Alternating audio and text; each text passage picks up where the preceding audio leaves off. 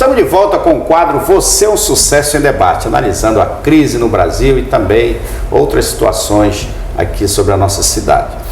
E falando de crise, bom, é um fato concreto, existe uma crise econômica, uma crise política, mas assim, a economia ela é determinante porque ela afeta a qualidade de vida do cidadão. A crise política em si, muitas vezes, está lá, mas quando se trata de crise econômica, se trata de perda de emprego, se trata de empresas que quebram, se trata de redução de faturamento, e com isso as pessoas entram em crise emocional também, crise existencial.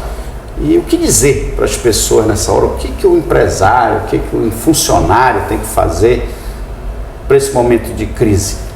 Então, olha só, na verdade, Paulo, uma crise política tem muito a ver com a crise econômica, né? Porque é um efeito dominó que começa lá em cima e vai chegando aqui na ponta do humilde trabalhador brasileiro, né? Então, a economia é um reflexo, né? A política, ela é um reflexo dos problemas que irão acontecer posteriormente na economia. Eu diria o seguinte, que a gente precisa ter esperança, né? O Brasil e também o seu povo é um povo batalhador, trabalhador. O trabalhador brasileiro, ele se acorda cedo, vai para a luta. Então, aquele que trabalha tem que ter esperança. Aquele que planta, ele tem que ter esperança de colher os frutos, né? Aquele que abre o seu pequeno negócio, ele tem a esperança de continuar crescendo. Então, é o trabalho que dignifica, o trabalho árduo. Então, no momento de crise, é acreditar no trabalhador, o funcionário, né, o colaborador. Se a crise está batendo a porta, ele tem que se empenhar para ser o melhor colaborador da empresa, digamos, se ele for um vendedor, ele tem que estar sempre batendo, superando as metas, né? Procurando até, no certo sentido, se virar nos 30, né? Superar aquele momento difícil, até para se manter no mercado de trabalho, né? Como uma pessoa ativa, uma pessoa dinâmica, porque eu diria assim, até no momento de crise, para o bom colaborador, ele não faz só aquilo que ele está lá, que reza, que está ali como um profissional, bom profissional que ele foi admitido para aquela função, mas ele vai muito mais além, até para agradar o seu gerente, o seu encarregado, o seu patrão, né? Porque é cada um querendo se segurar, né? Eu acho, Paulo, que numa crise como essa, todo mundo tem que ser um pouco mais inteligente, um pouco mais estratégico e um pouco mais humilde, né? É hora de chamar todo mundo para conversar. Como disse o pastor, você tem que sempre dar um pouco mais daquilo que você se convencionou a fazer e chamar todo mundo para conversar, seja no trabalho, seja em casa, porque uma coisa respinga na outra. E cortar na carne mesmo, né? O que deve fazer, aliás, o governo, cortar na carne, para que a incidência de impostos não venha a acarretar mais prejuízos para o contribuinte. Conversar com todo mundo, a humildade nessas horas não tem como não, quando a água chega aqui pelo nariz, não tem como não ser humilde, né? Tem que baixar o padrão, tem que reconversar, redefinir estratégias, né? Isso é inteligente, né? Porque também na crise aparecem muitas oportunidades, né? Na crise, tenha certeza, oportunidades aparecem sim. Para quem está antenado, para quem não foi deitar, para quem não foi dormir, para quem não se dedicou ao sono, muita coisa pode acontecer. A gente sempre vê, é só você ver o relato de grandes empresários, a forma como as coisas começaram a acontecer, né? É percepção do mercado, muita coisa pode acontecer. A gente não pode cair no pessimismo, né? Porque assim, o que a gente percebe às vezes é a mídia está muito incisiva com essa questão da crise e isso abala às vezes as pessoas. É importante que a gente entenda que a crise existe, Não tem como fugir dela. Não tem como fugir, ela é real, encarar. A gente tem como encarar. Mas manter a motivação de viver, né, e de lutar, né? Verdade. Não é isso, pastor? Exatamente. Né? Eu vejo também o seguinte, Paulo, Emmanuel, e para você que também está nos assistindo, é como se fosse um deserto, né? Aquele deserto que você vai passar e que de repente você tem que tem a coisa essencial para sobreviver no deserto é a água que não pode faltar. Aliás, é um assunto que talvez você pode abordar aqui na nossa cidade, que tem sido um problema, mas a gordura ela tem que cortar, né? Então é isso que cada um tem que fazer. Por falar em água, né? Realmente o senhor tocou num assunto que Santarém está sofrendo. O pessoal diz aí que é por causa daquela obra da Nísio Chaves, que estão cavando os buracos lá para colocar, mas é um problema histórico aí, esse problema de falta de água, né? Às vezes passa uma semana sem água, às vezes passa 4 dias, depois volta, fica 2 dias com água, e isso é um problema, é uma falta de respeito com o cidadão, né? Uma pessoa. Tudo que a gente está discutindo aqui, desde o início, é questão de gestão. A gente, até 40, 30 anos que existe esse problema de água aqui em Santarém. E quem é a empresa responsável? Se chama a Cosampa, que é uma estatal do governo estadual. Aí nós já debatemos aqui com relação à Cosampa, me parece que foi 100 milhões, foi isso? E para a parte da Cosampa aqui, pelo menos que foi ventilado aí, que era para ser aplicado aqui em Santarém, não sei se foi aplicado, não sei o que aconteceu, eu só sei dizer que a população está sem água. Então, o que eles falam?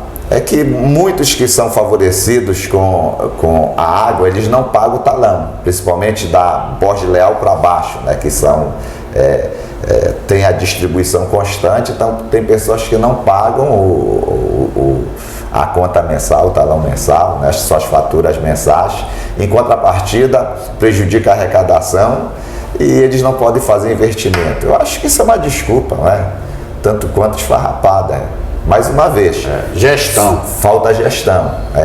E a gente, nós já falamos aqui, nós moramos aqui manancial, aquífero de água aqui, água doce, né? A gente não tem água na numa torneira. região e não tem água na torneira, é muito complicado. É uma contradição, né? Santarém é uma cidade cortada por 6 bacias hidrográficas. E aí tu abre a torneira, não tem água. Não tem nem como agora, a gente contra-argumentar. Tem um outro fator em Santarém, que é a violência, parece que tá meio destrambelhado o negócio aí. E ainda tem juiz que libera, né, prisioneiros para visitar os filhos. Liberaram agora, antes do Dia das Crianças, me parece que mais de 100 pessoas que estavam lá detentos. E assim, tu vai ver, né, mais da maioria nem volta. Só as saídas, chamadas saídas provisórias. Né? Provisórias, É um absurdo isso, né? É um absurdo, mas é um programa do governo federal, né? Que a gente está pagando o pato. Nós estamos pagando o pato porque sabe-se que no momento seguinte... O cara já sai do presídio para fazer assalto. Isso aí são contas... Certo. São favas contadas, que eles vão sair, alguns deles, né? Claro que nem todos né, vão fazer, mas tem lá uma meia dúzia lá que vai sair para assaltar, para implantar o terror na cidade, o que tem acontecido. Né? E Santarém, né, agora aí sim, a mídia contribui muito para isso. Né? Quando acontece um arrastão lá no Rio de Janeiro, como tem acontecido, né, enfim, não é bom nem falar essas coisas, mas logo o restante do Brasil adota os mesmos procedimentos. Você pode observar, saiu no Rio de Janeiro, saiu em São Paulo, o resto do país copia. E isso assim, aí a mídia tem, mesmo sem querer, tem uma contribuição muito grande. Mas a violência, hoje ela se espalha, até teve uma matéria hoje nacional, se espalha nos quatro cantos do país. Agora, a Polícia Militar ficou também de fazer um concurso, ainda não fez, porque também tem que aumentar o contingente aí, tem que botar mais polícia na rua, mais viatura. Às vezes a gente não topa, às vezes, com a polícia pela rua aqui. né? E tem que fazer um novo concurso, né? Ficou de fazer aí, não fizeram. Importante ter um contingente maior, né? E não é só Santarém, né? É toda a região oeste do Pará, né? O quadro tem que ser realmente intensificado, porque do contrário, o Pará hoje, né, talvez seja o estado mais violento da Amazônia. Eu acho que vai pau a pau com o Amazonas também, que não é fácil. Quem conhece o Amazonas sabe que a situação lá se complicou muito, não era assim 4, 5, 6 anos atrás. A questão da segurança pública, principalmente aqui no Pará, em todos os estados, né, passa por investimento, né? Por investimento, você vê, digamos, aqui, vamos só tirar como base Santarém, porque é aqui que nós vivemos e convivemos com todo esse tipo de situação. O presídio aqui de Santarém, a gente sabe que está superlotado. Tá? O que? Para 300, tem para quase 600 detentos. E foge. Então, direto. Se torna uma faculdade do crime. O que esses detentos eles estão para fazer lá? É para planejar fugas e também assaltos, tudo aquilo que acontece, né? E uma cadeia, uma penitenciária superlotada, né? Então, como é que vai recuperar essas pessoas? Né? Porque são pessoas que elas têm que voltar para o meio da sociedade novamente e recuperadas. E a gente sabe que esse sistema carcerário não recupera ninguém. Então, alguns anos atrás, Santarém era uma cidade tranquila, você podia conversar na porta de casa, né? Deixar o carro aberto. Agora mesmo, ultimamente, né, a moça na frente da academia. Né, fazendo uma ligação, o motoqueiro passa, coloca a arma em cima e rouba o celular no certo sentido, na maior cara de pau. Então, a gente está sujeito, a população está sujeita a esse tipo de coisa, porque a penitenciária praticamente também já está dentro da área urbana, praticamente dentro da cidade. Né? Então, eles saem de lá, vêm para cá, essas saídas provisórias e os indultos da vida, vem o quê?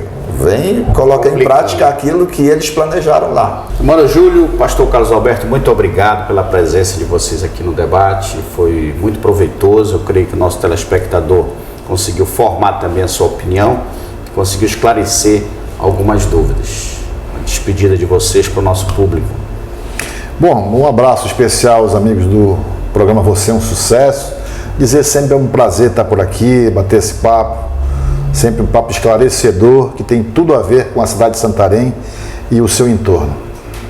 É um prazer enorme participar. Para você que ficou nos assistindo, sempre é uma alegria, uma satisfação. A gente está aqui para contribuir, a gente quer o melhor para a cidade, para a região, para a nossa nação brasileira.